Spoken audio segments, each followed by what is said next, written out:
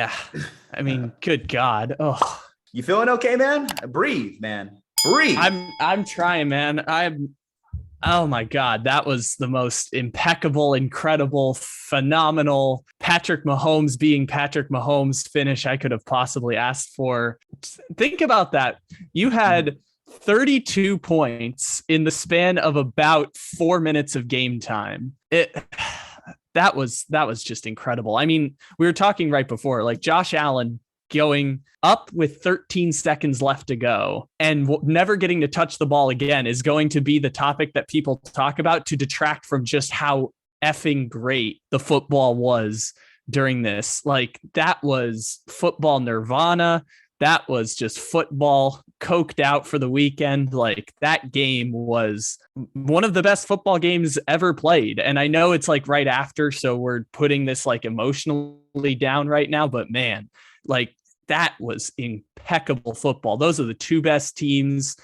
Sorry, Cincinnati, you're awesome too. And they might have a chance to beat the Chiefs next week, but those were the two best teams, so evenly matched. And the fact that the Chiefs won was right because the Chiefs deserved to win that game, but it's not like Buffalo didn't deserve it. Like, that was karma working back in favor of Patrick Mahomes. Patrick Mahomes being the king. And the thing I've said about Josh Allen is that he's Patrick Mahomes, but does everything slightly worse. I think Josh Allen had an amazing, fantastic game, fantastic season, and karma swung back the Chiefs' way because 2 games decided by coin tosses for the entire Chiefs dynasty. All of this football analysis we do, the reason I like doing football analysis, I've talked about this before. The Kansas City Chiefs and Patrick Mahomes are the reason that this exists for me. The reason I wanted to start doing analysis is because of Patrick Mahomes in that 2018 season. And the fact that the karma swings back in favor of Kansas City, winning the coin toss, going down, beating Josh Allen after Josh Allen swiped their heart not once, but twice, is the Chiefs deserving the victory as a body of work win for them. But man, that is as great of a football game as you could ever ask for. Just letting you riff, man. Just letting you just spill your heart onto the early part of this reaction video here. By the way, Ju-Ju Talk Sports, Kyle Ledbetter coming at you with a reaction video here. Probably should throw that in there. What a game, though. No, you're right. You're right to feel that way. You feel how I felt last night after seeing Lambeau in the snow. That's exactly how you're feeling now, because that's the type of emotion. That's, you reinvested in fanhood.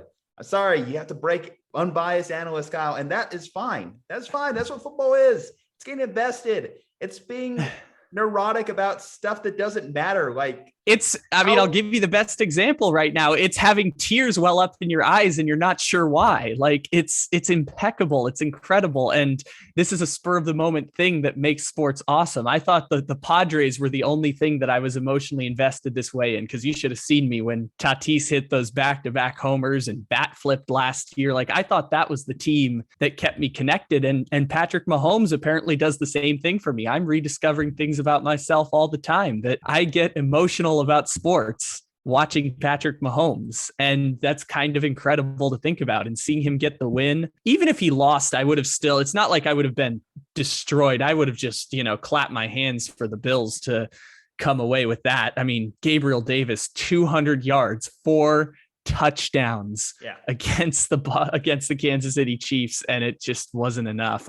It's weird to be in this emotional state about sports, because I am the person who likes the part that's not emotional about sports and making fun of everyone else's emotion. And really, the love comes from Patrick Mahomes. And yeah, that's me riffing more. I can go on my soapbox that I've done before about how this is the greatest dynastic run of my lifetime and 4 consecutive AFC championships. And if not for a coin toss, they would have gone to 4 straight Super Bowls. And this 4-year stretch for the Chiefs has been incredible. But all of that is for another day, especially after they beat the Bengals, because the Bengals can beat the Kansas City Chiefs. I'm not even saying that it's like over, sealed, signed, and delivered. But yeah, I am emotional about football and emotional about the Kansas City Chiefs. And that's discovering new things about myself through that game. Well, I'm happy to hear it.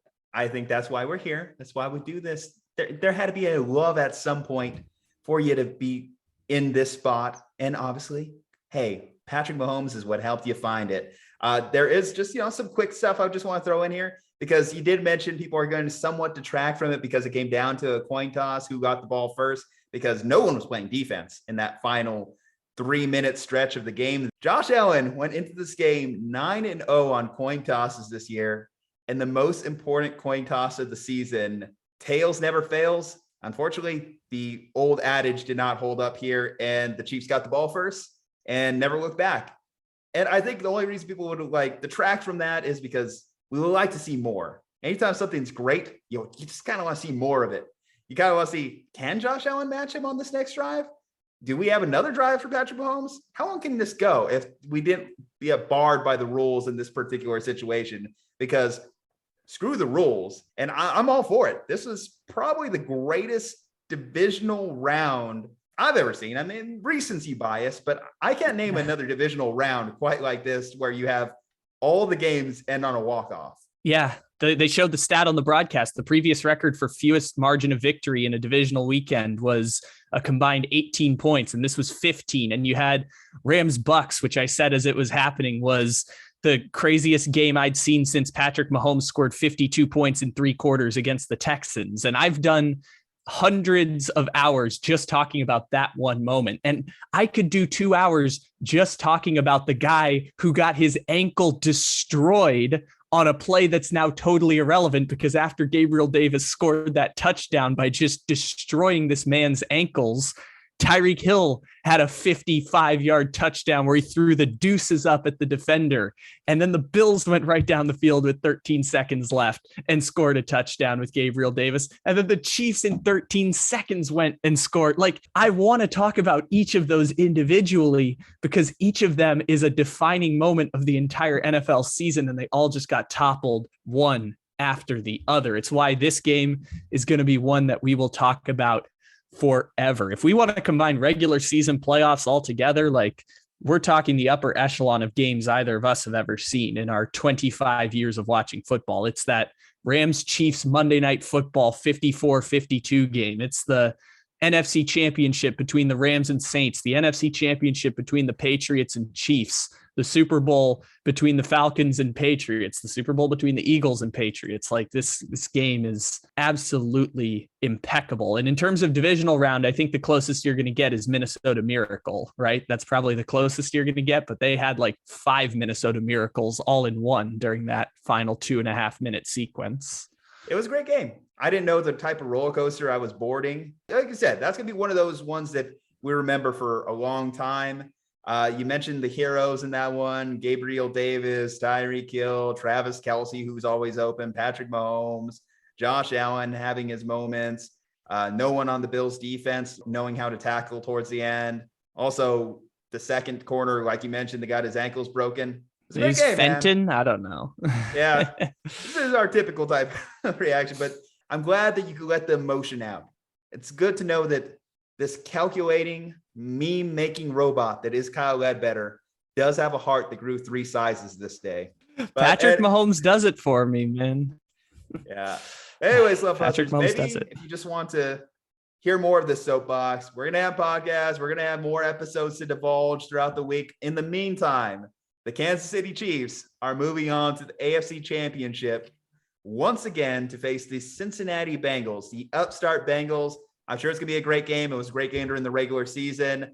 2 of the best quarterbacks going. We saw how that works. If you have the quarterback math working with Josh Allen and Patrick Mahomes together, Joe Burrow and Patrick Mahomes, I'm assuming it's going to be another banger. So looking forward to that one next week as well. Leave a like on this video if you like seeing the raw emotion of Kyle Ledbetter. Comment below what you think is going to happen next week in the AFC Championship. Drop below some score previews now that we know the official game matchup. Hit subscribe, as we are 15 subscribers away from 2,000. 15. You could be one of the 15 here. One of the 2,000. You just got to hit that subscribe button just right there in the corner, guys. Ju-Ju Talk Sports, Kyle Ledbetter. We'll be back with our Rams Bucks reaction as well. Stay tuned for that.